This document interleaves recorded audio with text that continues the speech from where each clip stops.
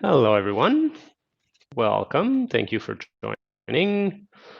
Um, Today's class will continue through the Essential Skills series, and we'll focus a little bit more on the notion of movement and stillness, how the two of them work together, how we can find stillness within movement, how there is movement within stillness, and how the two must be always present in various ways throughout our Qigong practice. So thank you for joining, and let's jump into it.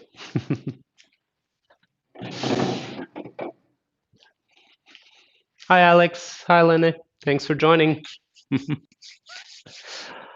um, as usual, just a little note before we start. I'm not with you as you're doing this, so you are responsible of what you're doing with your own body. Um, just be mindful. Don't push yourself. If you feel tired and you need to stop, stop. But you don't have to do everything the way I do it. If you have questions, write them down in the live chat, or if you're watching this in the replay, then write it down in the comment box below. And yeah, just be mindful. Be loveful. Love yourself. Take care of yourself, and things will go great. So, notion of stillness and movement and how the two of them combine. Usually, there's kind of within Qigong, there's kind of two big branch of training methodology. There is the methodology of stillness, where we take a posture, we relax into it, and we allow the body to transform as we hold the posture. Then there's the notion of movement, where just like Taiji, Qigong, Shibashi, we have movements, specific choreography that we're following, that we're using to learn to move in a better way that we can then bring it into our everyday life. There's also other subcategory of these with mix of movement and stillness, where you would hold a posture for a bit. I think we might have done that in the past. Or for example, taking the first movement of set 2, we can hold a posture for a minute, then move on to a second posture within the movement itself, then continue into a third posture, holding each of them, and then cycling through a series of posture in various ways to train both capacity of holding a posture and the capacity of maintaining the intensity that the posture build within the movement. And then you have other categories like spontaneous movement, which is a different, more advanced methodology. And then you have the more seated exercise where there's less movement, or you have just smaller movement from the torso and the upper body while the lower body is immobile, or the lying down exercise where you'll focus more on internal movement through breathing or smaller minor adjustment. So the notion of stillness and movement, in a way, is very much another way of talking about yin and yang, or is englobed within the notion of yin and yang. As we go through the practice of both stillness and movement, we see that they're very much intertwined together, and that although we have a external stillness or non-moving posture that we're holding, on the inside the chi start to grow and move, and there's a lot of minute adjustment that are happening through the body. So even though somebody on the outside is watching us, it looks like we're not moving. On the inside, there's a lot of adjustment. And on the opposite, the same thing. When we have more of a movement on the outside, we want to be able to have stillness and quietness inside the body, to feel that yes, there's a physical movement which move the chi, but there's also this quietness, this relaxation that is present. For a lot of people, especially when they start to learn to do seated meditation, for example, after a little bit of practice, it's relatively easy to get into a quieter state of mind But as soon as the exercise is over, they start to move, then all the noise come back into the head, because movement often creates more cerebral activity, and then that physical movement bring more mental activity as well. So one of the challenge of moving Qigong is to be able to have this quietness inside, and particularly the stillness and quietness of the mind as we are doing the movement. Last course on Monday or Wednesday, yeah, last class of Monday, I talked about the images that we can use, and we use these images to help start the process of quieting the mind. Because by using one particular image, then the mind is focusing on it and is not jumping everywhere. And then gradually, as we get used to this, it becomes easier to even forget about the image itself and simply remain in a quiet, observing perspective as the body is moving. So, this intertwining aspect of movement and stillness really comes together in everything we do. And it's just a question of where do we put what. So today we're going to play with those aspects, both from a posture perspective and from a movement perspective, and see how they're integrating together. So we're going to start with using the first movement of Taiji Qigong Shibashi Set 2 and play with the different posture in it so we can feel the movement of Qi as we're not moving and feel the quietness that we can develop when we're not moving, maintaining it as we're moving, if that makes sense explained like this. Hopefully it does. So standing here, feeling the connection of your feet with the ground, finding that sweet center spot between the toes and the heels, the knees slightly relaxed, the connection of the legs with the ground, the connection of the legs with or through the hips with the pelvic bowl, that station as we're standing,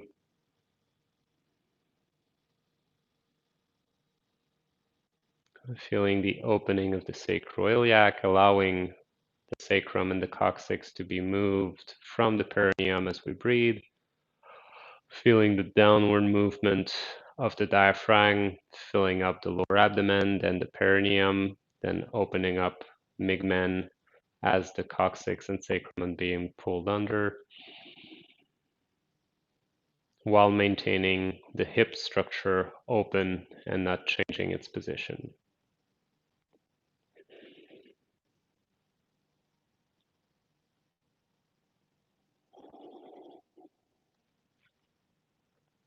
So through the breathing, through the movement that's happening within the lower abdomen, we're already starting to touch this notion of stillness and movement working together, where the outside of the body doesn't seem to move or barely, because we can see the lower abdomen move a little bit.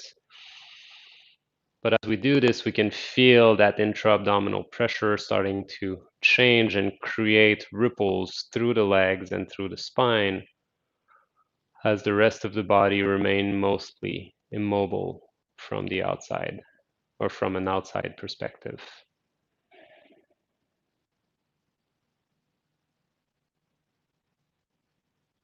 As we become more and more relaxed, these ripples have a further and deeper reach within the body and through the body, allowing the breath to reach also the thoracic area so that the shoulder blade can naturally sink a little more in the back. Feel how the ribs can start to open to the side through the inhale to increase the thoracic breathing.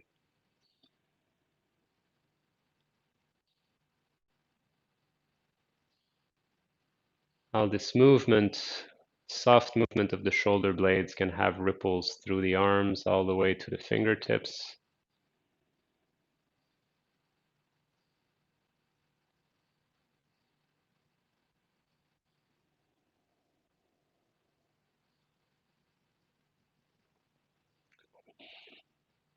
how this breathing reaches up through the chest, all the way up to the upper thoracic, opening the clavicle, adjusting the neck, stretching of the neck all the way to the cranial bone that are opening as well.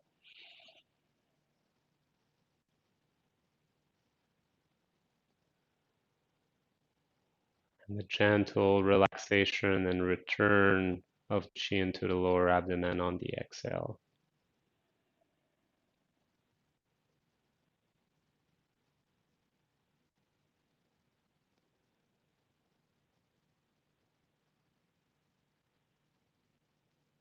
Allowing the body to be soft enough and relaxed enough to feel almost like a seaweed in the middle of the sea, where any small current makes you gently sway and move very relaxed, and yet feel strong and full inside as well.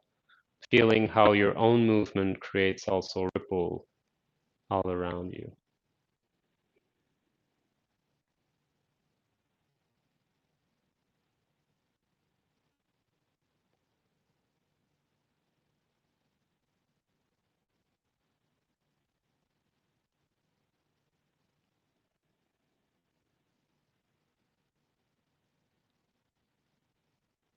Gently following your breath, feeling this whole body relaxation.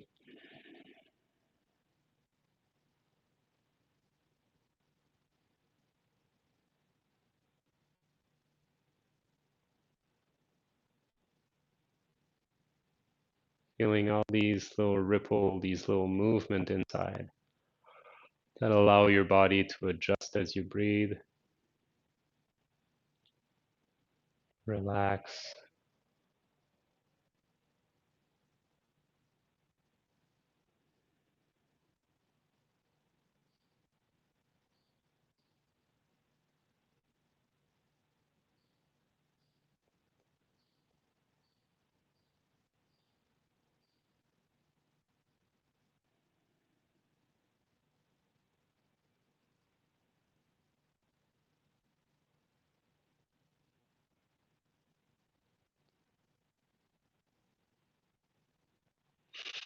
And we'll slowly allow the palm to turn facing behind us and start to feel the rising with the breath and the sinking. So as we start to increase a little bit more the physical movement, we want to make sure that we keep that stillness of the mind and that stillness sensation inside the body. Even if the movement starts to create a bit more chi movement and muscle movement and global movement of the body as we're doing it.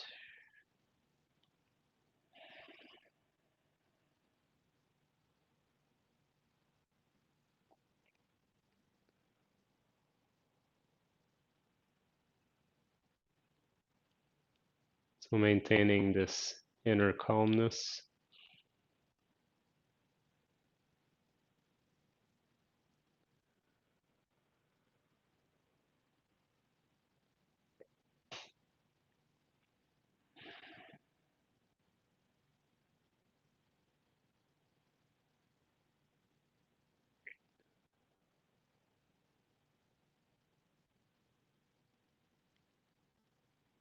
Gentle rising and gentle sinking.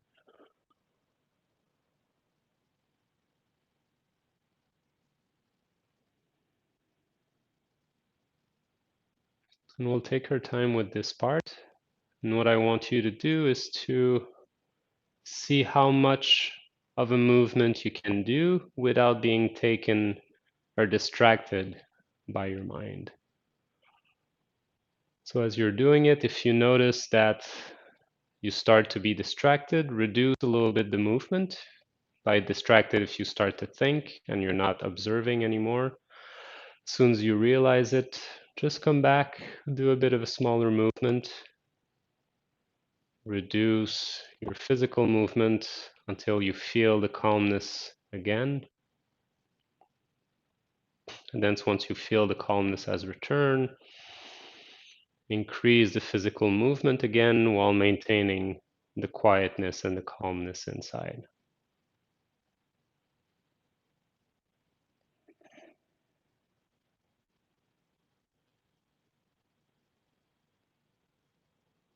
And for now, we'll keep just using the first movement of set one of Taiji Qigong Shibashi, which is this one, bringing the hands all the way to eye level and then sinking, just because it's easier to use for this part.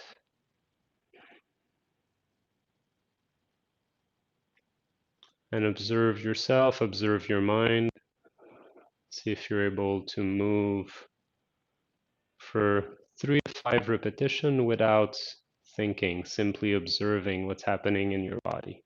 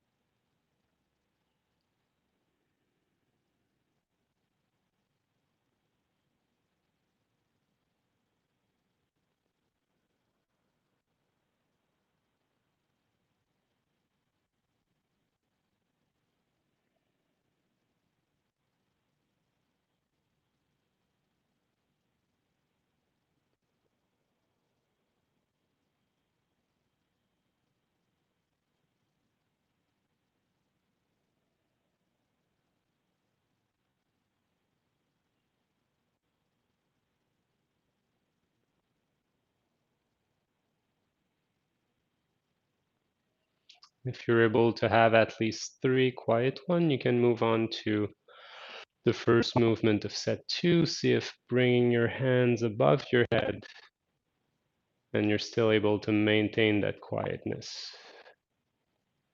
If you aren't quite able to do 3, try to do it just keeping the first movement with the hands all the way to the eyes, and try to repeat it a little bit until you can get 3 repetition without thinking. If you're able to do 3, you can try the 5. Once you feel comfortable, rising your hands all the way up. A little bit more challenging, more chi is rising to the head, so it's easier to get distracted.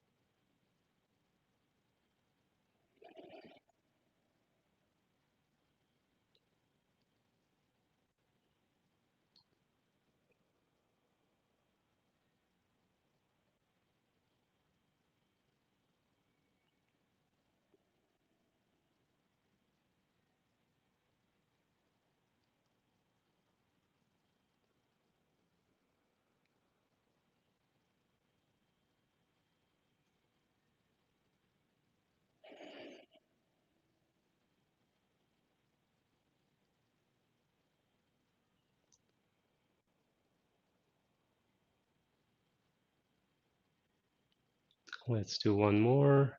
Inhale up, exhale.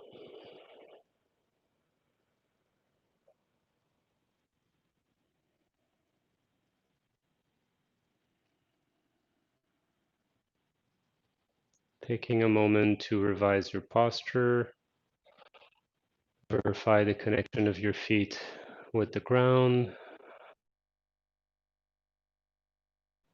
stretching of the spine, relaxation of the head, and allowing the arm to rise gently all the way to shoulder height. Find that floating sensation and staying with it for about a minute. If you start to develop too much tension, you need to stop. Just bring your arms back down to your side and relax. And if you're able to hold the posture a little longer, we're going to do it together.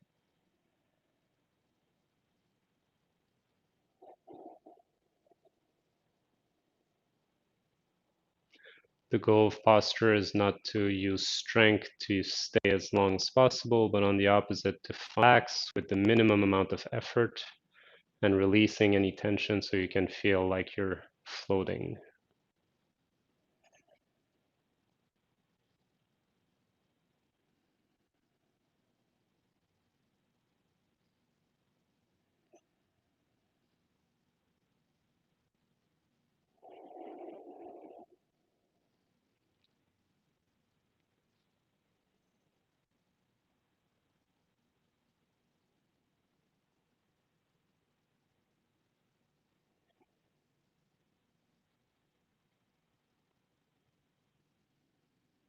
And then on your next inhale, allowing the arm to rise all the way above, up,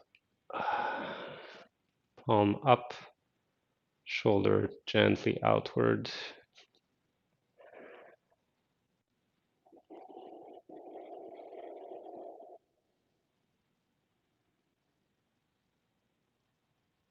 Relaxing the shoulders.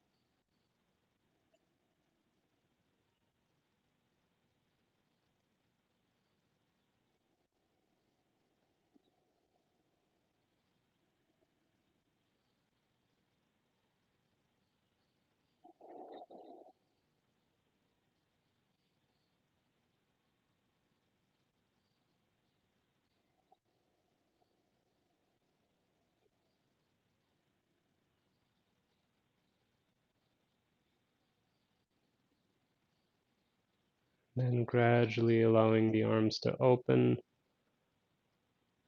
spreading the wings, feeling that supportive sensation and almost like the wings of a plane sucking us upward, starting to fly.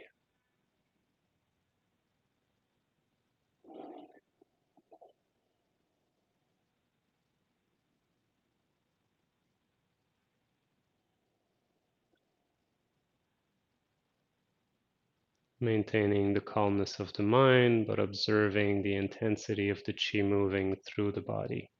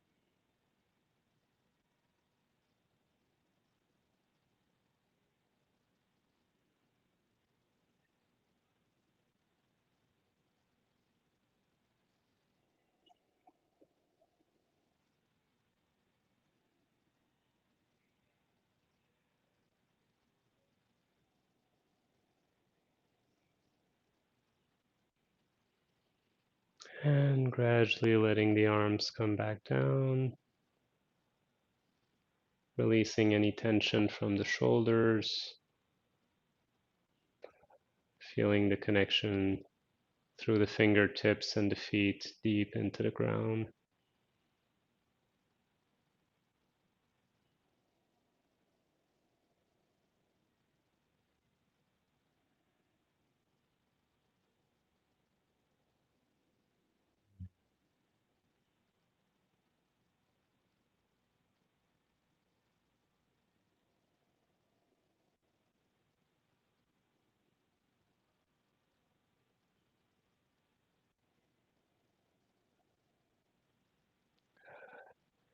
Now keeping this quietness of the mind, just doing the whole movement.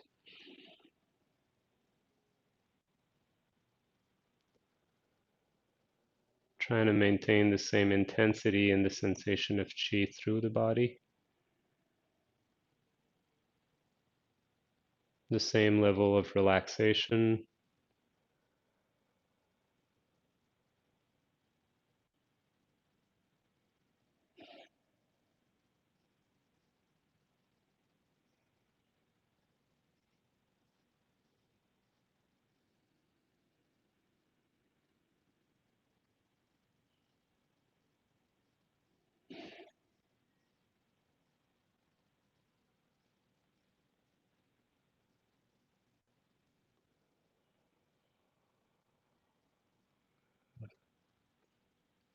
Let's do one more.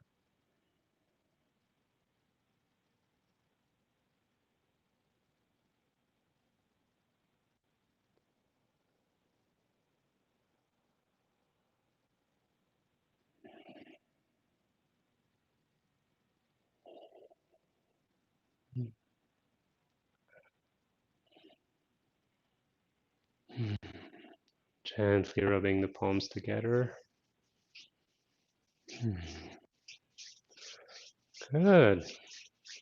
How are you guys doing? Hi, Beth. I didn't see your message earlier. I don't know for you guys, but it feels really hot in here. Tell me, how's it going? How were the sensation? What's the difference between the movement, the posture? I'm listening. And if you're watching this on the replay, well, just let me know in the comments and we can talk about it together, just not live. Hmm.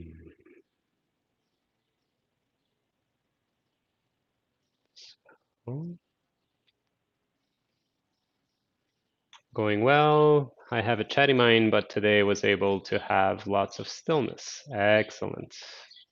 Yes. Peaceful, lovely, soothing. Great. Hi, Jane. Sensation is good. A little tension in the shoulders. Yes. So learning to relax the shoulder will kind of allow this to change, and that's part of the reason we train posture is to reach a point where there's a little bit of discomfort because the tension that we have is not sustainable. Particularly, for example, here, if the upper trapezius are a bit tight, very quickly they get tired. Therefore, it kind of forces us to let go and to find a better adjustment where the shoulder can hold and be there. Of course, there's a need to reinforce a little bit some of the deeper muscles, stabilization muscle. So sometimes there's a need to practice for a while for it to be to kind of strengthen the structure and make it easier. So there's that fine line when we do posture between relaxation and strengthening of the muscle of the deeper structure so that the body can then really be in a relaxed position. And if there's a bit of tension, is finding a way for it to relax. And if there's too much, then it's better to stop and continue again the next day. Um, Relaxation in exertion. Yes, very good. So finding that little bit, as I was saying, where the muscle can't really hold it anymore, all of a sudden we can discover that there's a whole other layer of relaxed structure and posture that we can use that brings us into um, the supportiveness of it. Really enjoy the slowness of the movement today. Yes, so it's good to play and to have a variety of way of using the movement. So going slower allows us to be a bit more aware, a bit more attentive, and gives us a bit more of a relaxing, nurturing aspect. So it's a bit more of a yin, closer to stillness, that whereas moving a little bit faster stimulate a bit more the yang, activate metabolism. So we need a balance between the two. If we're too much purely stillness, all of a sudden everything just becomes a little too sluggish. It doesn't quite move enough. Just like as long as water is running, even if it's just a little bit, it will remain pure. But if it starts to become too stagnant, like in a pond, then there's much more bacteria and other stuff that can develop. So our body needs a certain layer of movement, a minimum of it. That's why even when we do posture, there is activation of the chi inside. And on the opposite, when we do movement, we want to maintain some stillness, because if we move too fast and we get overexcited, then things aren't balanced either. We don't feel good. There's just this excessive fire where things are just all over the place and it becomes very exhausting very quickly. So having that balance between the two and finding the way to have both, regardless of what we're doing, is really one of the essential skills that I wanted you guys to start to approach and discover today in today's classes. I would say that in my case, the newfound mind stillness is a little disturbing by the awareness around me, is a little disturbed by the awareness around me. Alex, can you clarify a little bit just the ending of what you're saying? Do you feel that the stillness of the mind is disturbed because you try to feel outside? So within, for example, the movement, you have a difficulty having stillness and feeling something at the same time? Or are you saying that it's a bit difficult to maintain the stillness inside because outside there are people moving or things going that kind of distract you outside? So is it a question of maintaining awareness both inside and out? Or is it the surrounding that there's more noise and things like that and that it kind of pulls you off? Yes, that's it. Was it number one or number two? Sorry.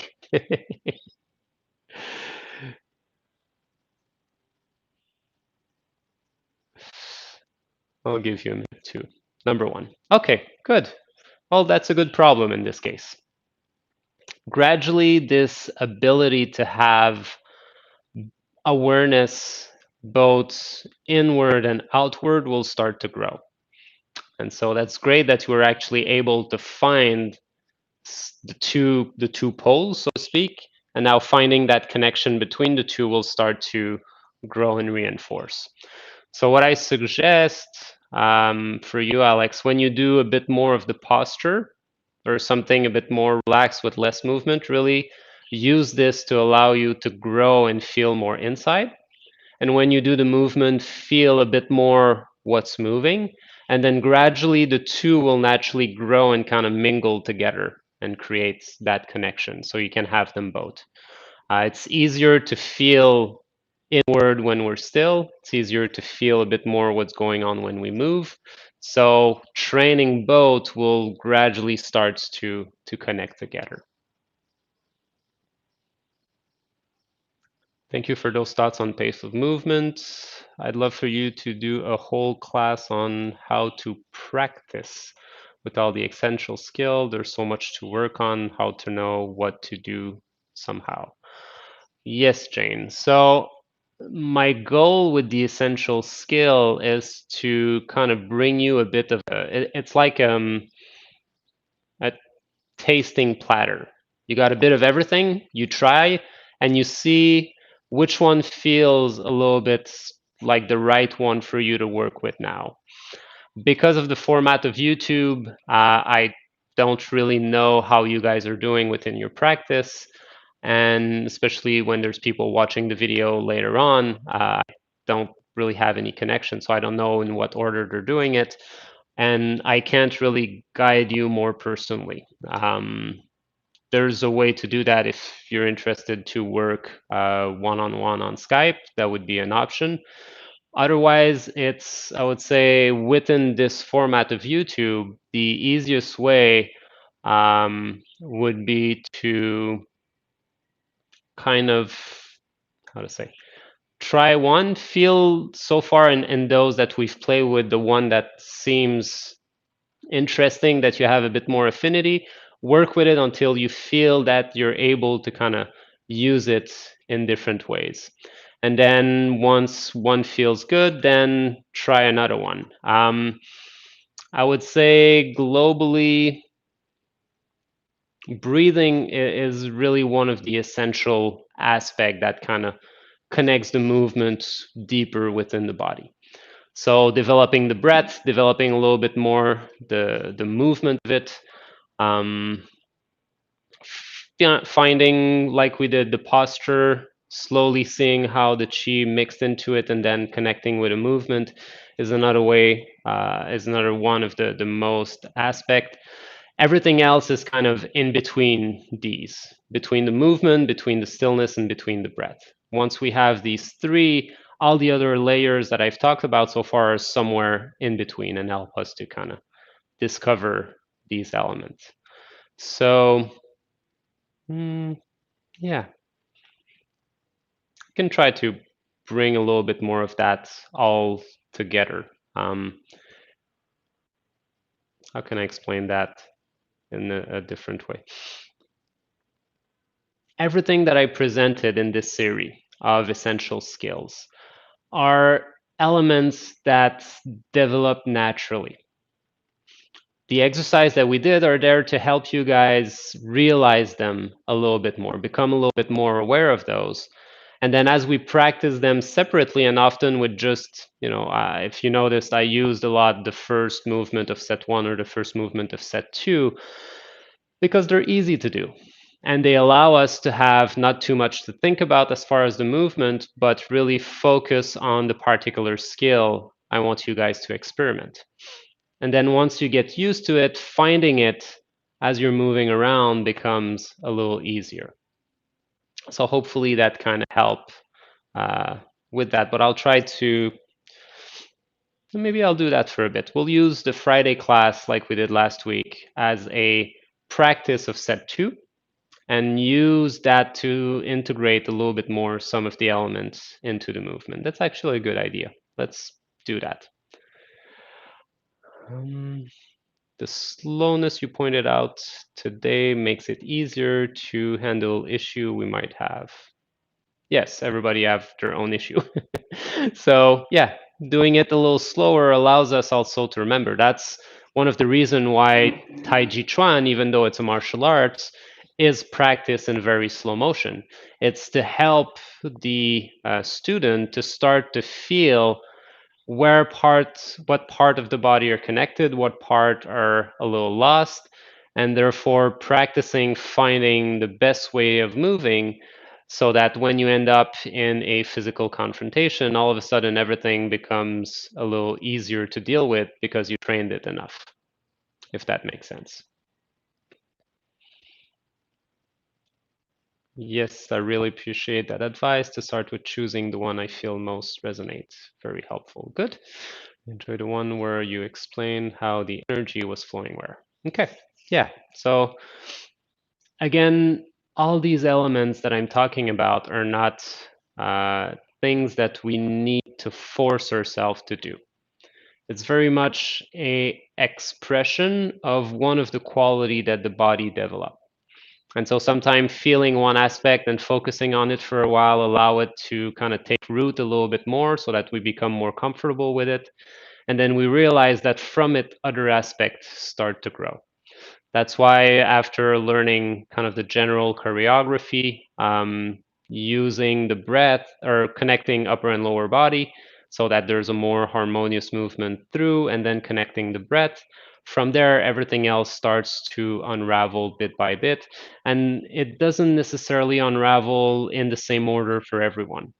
The perception of chi is easier for certain people, not so much for others. So if that's something that's relatively easy for you to feel, then use it. Use that as your compass to know, am I holding tension? Because if I try to raise my hand and I have some tension, then the sensation of chi in my palm is not there as much. But if I relax, oh, there it is. Now the ball is there and that buoyancy start to happen and the movement kind of grows and is more present. So there's a lot of those dynamics that can help us feel and see where we're at. In Chinese medicine and Qigong practice in general as well, there's the notion of the three treasure, the Jing, the Qi, and the Shen. The Jing is all that relates to the physical body. If we look at it from a Chinese medicine, it's a bit more complex than that. It's actually all your genetic background and that associate with reproduction and other stuff. But generally speaking, the Jing is the quality of your physical body. The better the Jing, the better the physical body. And within that, an extension within Qigong is the quality of how you're doing your movement. The better the Jing, the better the articulation will work, the better the muscle will be able to relax, you'll have a better strength. So the stronger we develop the Jing, the easier it is to have the proper posture and movement. Then there's the Shen, the meditative state. I've talked a little bit more about it in the last class about the three different layers, the subconscious, the thinking, emotional, and the meditative. So we want to grow a little more that meditative aspect, that observe. And as you probably felt in today's class, the quieter the mind is, the easier it is to have a relaxed body and feel. If there's mental tension, if we're distracted, then all of a sudden there's a bit more tension because physical tension comes from instructions sent by our mind to our body.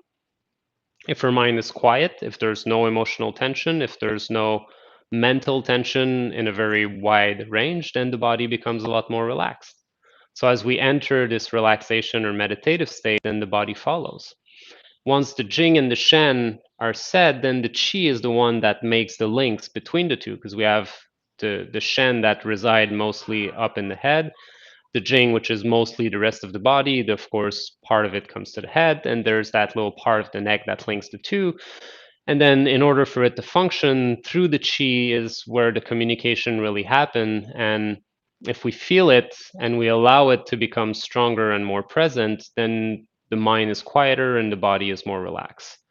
All three align together regardless of which one of the three we start to focus on based on our own aptitude. Some people are more attracted to meditation, quieting the mind, and by doing so, the body becomes lighter as well. And then the chi sensations start to grow. Some people are a bit more athletic, they have a better feeling of how the body moves, they can feel the movement, start to find relaxation. All of a sudden, the mind becomes quieter as well. And then the sensation of chi grows. And some other feel the chi very naturally, and then in order to improve that sensation when they're seeking for a better sensation, then naturally the posture will adjust. Because if my posture is bad, even though I'm sensitive to chi, the amount that's coming out is locked. There's too much tension. So if I relax, then all of a sudden, by seeking more, asking my body, how can I feel more, then the relaxation come in and all of a sudden these comes up. So it's really much a question of what's your entry point? What are the aspects that are easier for you to develop? Use them in order to feel the other two, and then allow everything to kind of grow together. And as you do this practice, then everything start to harmonize a lot better. Good. That was a mouthful.